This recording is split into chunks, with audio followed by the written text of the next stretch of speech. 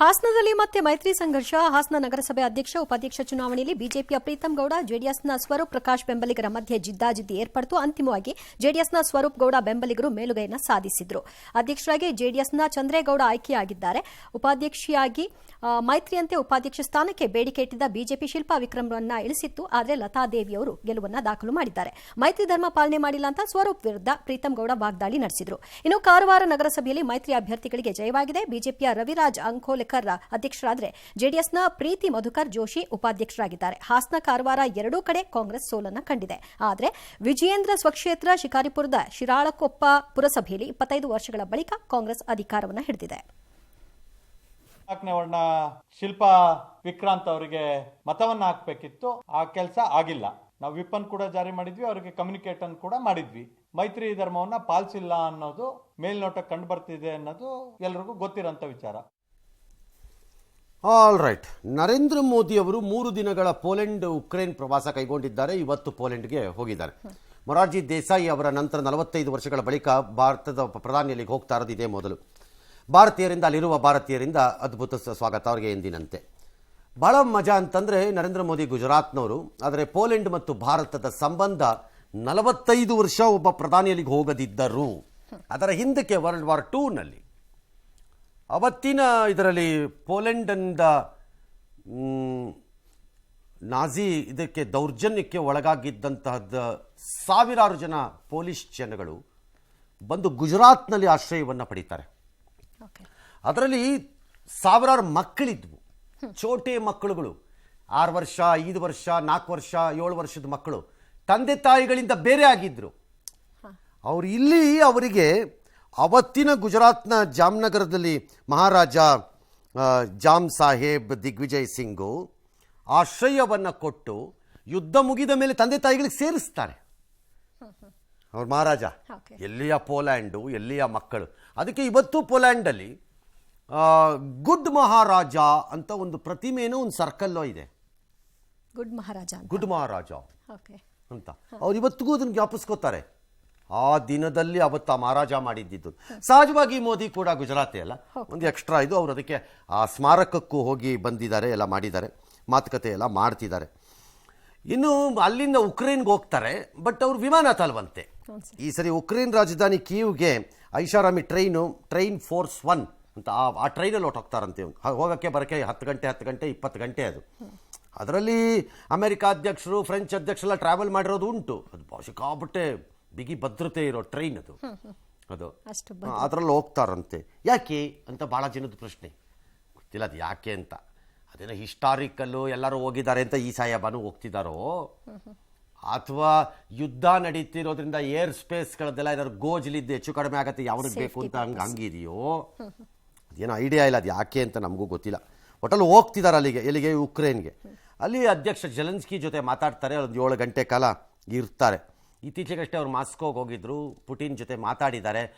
ಕೆಲವರ ಲೆಕ್ಕಾಚಾರ ಏನಂದರೆ ಅಲ್ಲೂ ಮಾತಾಡಿ ಇಲ್ಲೂ ಮಾತಾಡಿ ಏನಾದ್ರು ಒಂದು ಶಾಂತಿ ಸಂದೇಶದ ಥರ ಏನಾದ್ರು ತರಬಹುದಾ, ತರಕ್ಕೆ ಜಾಗ ಇದೆಯಾ ಅಂತ. ಬಟ್ ಇವತ್ತು ನಡೀತಿರೋ ಯುಕ್ರೇನ್ ಮತ್ತು ರಷ್ಯಾ ನಡುವಿನ ಯುದ್ಧದ ಪರಿಣಾಮ ನೋಡಿದ್ರೆ, ಲೆಕ್ಕಾಚಾರ ನೋಡಿದ್ರೆ ಅದೇನು ಆಗೋ ಲಕ್ಷಣ ಇದ್ದಂಗಿಲ್ಲ. ಅದೇನು ಆಗೋಂಗಿಲ್ಲ ಅಂತ ಕಾಣುತ್ತೆ ಮೇಲ್ನೋಟಕ್ಕೆ. ಏನೋ ಎಸ್. ಆಂಧ್ರಪ್ರದೇಶ ಮಾಜಿ ಸಿಎಂ ಜಗನ್ಮೋಹನ್ ರೆಡ್ಡಿ ವಿರುದ್ಧ ಎಗ್ ಪಫ್ ಹಗರಣ ಕೇಳಿಬಂದಿದೆ. 5 ವರ್ಷಗಳ ಅಧಿಕಾರಾವಧಿಯಲ್ಲಿ ಸಿಎಂ ಕಚೇರಿಯಿಂದ ದಿನಕ್ಕೆ 993 ಕೋಟಿ ಮೊಟ್ಟೆ ಪಫ್ಗಳನ್ನು ವರ್ಷಕ್ಕೆ 72 ಲಕ್ಷ ರೂಪಾಯಿ ಖರ್ಚು ಮಾಡಲಾಗಿದೆ. 5 ವರ್ಷದಲ್ಲಿ 3.62 ಕೋಟಿಯಷ್ಟು ಖರ್ಚು ಮಾಡಲಾಗಿದೆ ಅನ್ನೋದು ಹೀಗಾಗಿ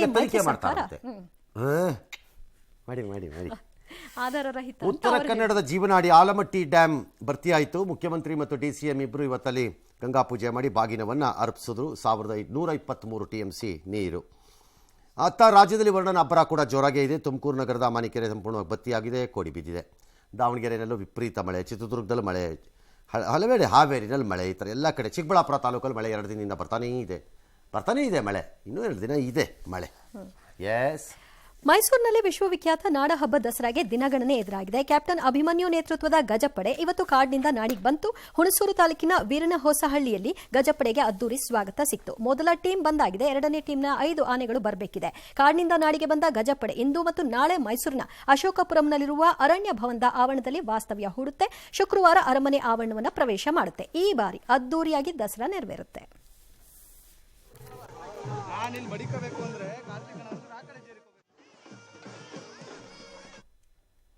ಆನೆಗಳು ಫಸ್ಟು ಅರಣ್ಯ ಇಲಾಖೆ ಹೆಡ್ ಕ್ವಾರ್ಟರ್ಸ್ ಅಲ್ವಾ ಅದು, ಅರಣ್ಯ ಇಲಾಖೆ ಆನೆಗಳೆಲ್ಲ ಅರಣ್ಯ ಇಲಾಖೆಗೆ ಸೇರಿದೋಗ್ತಾರೆ.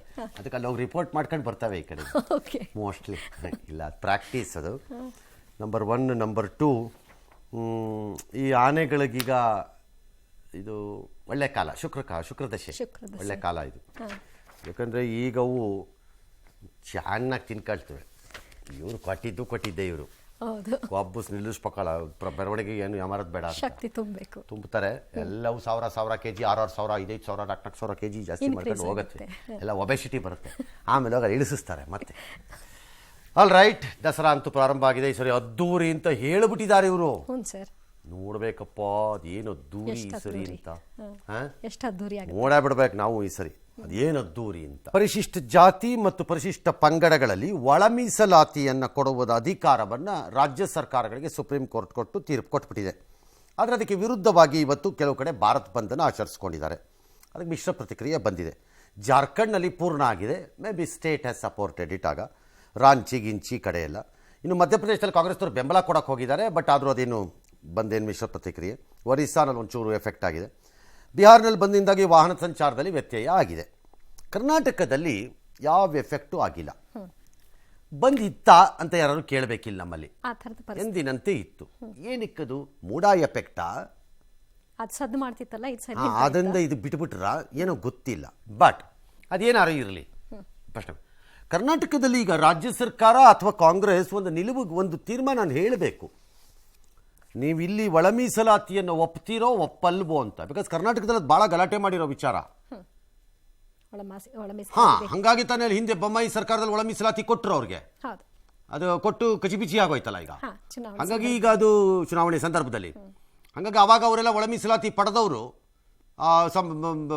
ಪರಿಶಿಷ್ಟ ಜಾತಿನಲ್ಲಿ ಅವರಿದು ಐತಿಹಾಸಿಕ ಜಯ, ಐತಿಹಾಸಿಕ ನಿರ್ಣಯ, ಪ್ರಪಂಚದ ಅದ್ಭುತ ವಿಜಯ ನಮ್ಮದು ಅಂತೆಲ್ಲ ಹೇಳ್ಕೊಂಡಿದ್ರು ಅವರು. ಹಾಗಾಗಿ ಇಲ್ಲ, ಅದಕ್ಕೆ ಡಿಮಾಂಡ್ ಇದ್ದಂಗಿದೆ. ಅದನ್ನ ಕಾಂಗ್ರೆಸ್ ಏನ್ ನಿರ್ಧಾರ ಅಂತ ಹೇಳಬೇಕು. ಸರ್ಕಾರ ಕಾಂಗ್ರೆಸ್ ಇಲ್ಲಿ ಹೇಳ್ಬೇಕಲ್ಲ. ಕೋಲ್ಕತ್ತಾದ ಆರ್ಜಿಕರ್ ಆಸ್ಪತ್ರೆಯಲ್ಲಿ ಯುವ ವೈದ್ಯೆಯ ಹತ್ಯಾಚಾರ ಪ್ರಕರಣ ಸಂಬಂಧ ವೈದ್ಯರ ಭದ್ರತೆ ಸಂಬಂಧಿತವಾಗಿ ಸುಪ್ರೀಂ ಕೋರ್ಟ್ ಖಾತ್ರಿ ನೀಡಿದ ಬೆನ್ನಲ್ಲೇ ದೇಶದ ಬಹುತೇಕ ಕಡೆ ವೈದ್ಯರು ಪ್ರತಿಭಟನೆಯನ್ನು ವಾಪಸ್ ಪಡೆದರು, ಕರ್ತವ್ಯಕ್ಕೆ ಹಾಜರಾದರು. ಘಟನೆ ನಡೆದ ಆರ್ಜಿಕರ್ ಆಸ್ಪತ್ರೆಯಲ್ಲೂ ಕೂಡ ಸಿಆರ್ಪಿಎಫ್ ಭದ್ರತೆಯನ್ನು ಒದಗಿಸಲಾಗಿದೆ. ಪ್ರಿನ್ಸಿಪಾಲ್ ಸಂದೀಪ್ ಘೋಷ್ಗೆ ಮಂಪರು ಪರೀಕ್ಷೆಗೆ ಒಳಪಡಿಸುವುದಕ್ಕೆ ಸಿಬಿಐ ಮುಂದಾಗಿದೆ. ಆರೋಪಿ ಪರವಾಗಿ ಯಾರೂ ಕೂಡ ವಕಾಲತ್ತು ವಹಿಸಲ್ಲ ಅಂತ ವಕೀಲರು ನಿರ್ಧಾರ ಮಾಡಿದ್ದಾರೆ. ಅತ್ತ ಮಹಾರಾಷ್ಟ್ರದ ಬದಲಾಪುರದಲ್ಲಿ ಕಿಂಡರ್ ಗಾರ್ಡನ್ ಮಕ್ಕಳ ಮೇಲೆ ನಡೆದಿದ್ದ ಲೈಂಗಿಕ ದೌರ್ಜನ್ಯ ಪ್ರಕರಣದಲ್ಲಿ ಎಫ್ಐಆರ್ ದಾಖಲಿಸೋದಕ್ಕೆ ವಿಳಂಬ ಮಾಡಿದ್ರು. ಆದರೆ ಪ್ರತಿಭಟನೆ ಮಾಡಿದವರ ಮೇಲೆ ಮಾತ್ರ ಕ್ವಿಕ್ ಆಗಿ ಕ್ರಮ ತೆಗೆದುಕೊಂಡಿದ್ದಾರೆ. 70 ಮಂದಿಯನ್ನ ಬಂಧಿಸಿದ್ದಾರೆ. 500ಕ್ಕೂ ಹೆಚ್ಚು ಮಂದಿಯ ವಿರುದ್ಧ 5 ಎಫ್ಐಆರ್ಗಳನ್ನು ದಾಖಲು ಮಾಡಲಾಗಿದೆ. ಪ್ರತಿಭಟನೆ ನಡೆದ 24 ಗಂಟೆಗಳ ಒಳಗಾಗಿ ಪ್ರತಿಭಟನಾಕಾರರ ವಿರುದ್ಧ ಈ ಕ್ರಮ ತೆಗೆದುಕೊಂಡಿದ್ದಾರೆ. ರಾಜ್ಯ ಸರ್ಕಾರಗಳು ಅತ್ಯಾಚಾರ ಮತ್ತು ಲೈಂಗಿಕ ದೌರ್ಜನ್ಯ ಪ್ರಕರಣಗಳಲ್ಲಿ ಅಥವಾ ಮರ್ಡರ್ ಕೇಸ್ಗಳಲ್ಲಿ ಒಂದು ಪಕ್ಷಪಾತಿಯ ನಿಲುವನ್ನು ಯಾಕೆ ತಗೊಳತ್ವೆ ಅಂತಾನೆ ನನಗೆ ಅರ್ಥ ಆಗಲ್ಲ.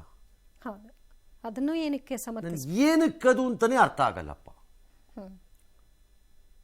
Y should state take a position? ಇದರಲ್ಲಿ treat it a simple crime ಅಂತ ಮುಖಾಮುಖಿ ನೋಡಿದ್ರೆ ವಾಡದ ಒಳಗಾಕವನ ಅಂತ ಮಾಡುತ್ತಾನೆ ಅಷ್ಟೇ.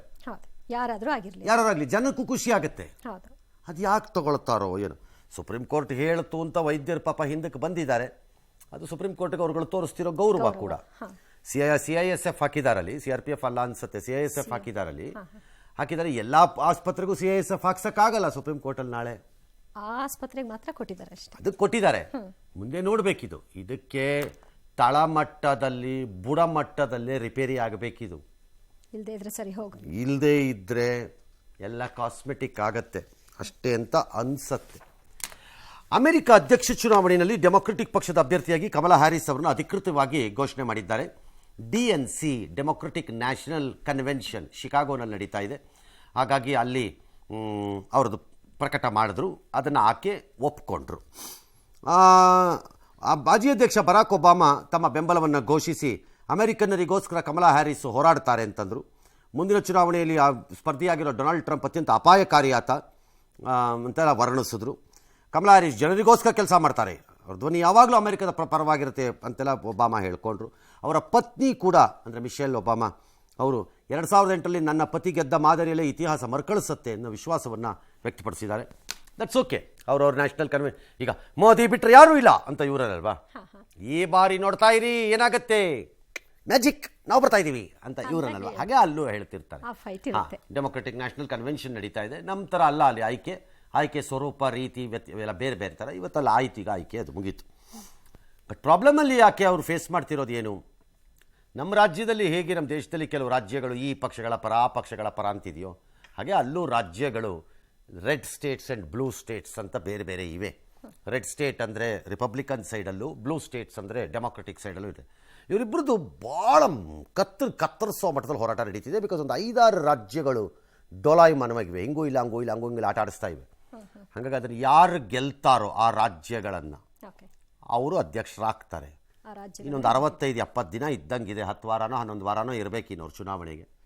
ನೋಡಬೇಕು ಏನು ಮಾಡ್ತಾರೆ ಅಂತ. ಈ ಮಧ್ಯೆ ಈ ನಮ್ಮ super intelligent Einstein grandson Donald Trump ಆ ಹ್ಯಾರಿಸ್ ಇದಾರಲ್ಲ, ಪೆದ್ದಿನೇ ಇಲ್ಲ, ಪೆದ್ದಿ, ಶಿ ಇಸ್ ನಾಟ್ ಇಂಟೆಲಿಜೆಂಟ್ ಅಂತ ಸುಮ್ಮನೆ ಬುರುಡೆ ಬಿಟ್ರು ಕೂತ್ಕೊಂಡು. ಅದನ್ನು ಕೇಳಿ ಭಾಳ ಜನ ಚೇಂಜ್ ಆಗ್ತಿದಾರಂತ ಈಗ ಅಲ್ಲಿ. ಏನ್ರಿ ಬಾಯಿ ಬಂದು ಮಾತಾಡ್ತಾರೆ ಅಂತ. ಸೊ ಹಾಗಾಗಿ ಇದರ ಎಲ್ಲದರ ಒಟ್ಟು ಸಾರಾಂಶ ಮತ್ತು ಅರ್ಥ ಏನು, ನಮ್ಮ ದೇಶದ ಥರಾನೇ ಅಲ್ಲುವೆ ವ್ಯತ್ಯಾಸ ಇರಲ್ಲ. ಸ್ವಲ್ಪ ತೂಕವಾಗಿ ಒಳ್ಳೊಳ್ಳೆ ಪದಗಳಿಂದ ನಡೆಯುತ್ತೆ. ಇಲ್ಲಿ ಆ ತೂಕ ಕಳ್ಕೊಂಡು ಚರಂಡಿ ಲೆವೆಲ್ ಪದಗಳಲ್ಲಿ ಮಾತಾಡ್ತಾರೆ, ಲೆವೆಲ್ ಕಮ್ಮಿ ಆಗಿದೆ, ವ್ಯತ್ಯಾಸ. ಎಸ್.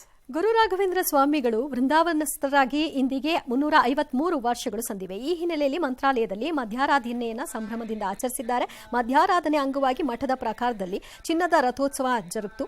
ಮಠದ ಪೀಠಾಧಿಪತಿ ಸುಬುಧೇಂದ್ರ ತೀರ್ಥರ ನೇತೃತ್ವದಲ್ಲಿ ನಡೆದ ಚಿನ್ನದ ರಥೋತ್ಸವದಲ್ಲಿ ಸಾವಿರಾರು ಸಂಖ್ಯೆಯಲ್ಲಿ ಭಕ್ತರು ನೆರೆದಿದ್ರು. ನಟ ರಾಜ್ಯಸಭಾ ಸದಸ್ಯ ಜಗ್ಗೇಶ್ ಕೂಡ ಭಾಗಿಯಾಗಿದ್ರು.